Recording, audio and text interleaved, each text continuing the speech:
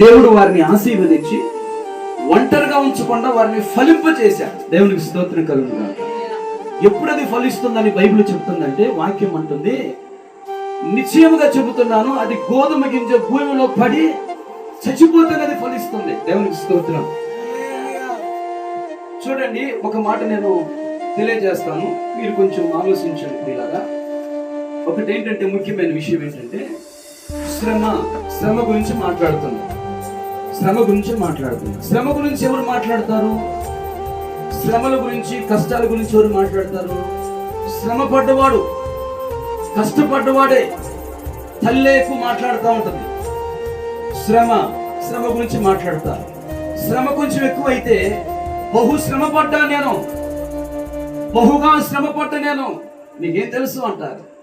బాధ గురించి మాట్లాడితే, బాధపడ్డానండి, ఎట్లా బాధపడ్డాను, ఎట్లా చేశాను, ఏమైందోనండి అంటారు. బాధ ఎక్కువైతే, బహుగా బాధపడ్డాను నేను, అసలు బహుగా బాధపడ్డాను. శారా కింద ఉన్న హాగర అంతే కదండి, ఆమె ఎంత శ్రమ పెట్టబడ్డది, ఎంత బాధపరచబడ్డది అంటే, నీకు శ్రమ తెలవాలి అంటే శ్రమ పెట్టబడాలి.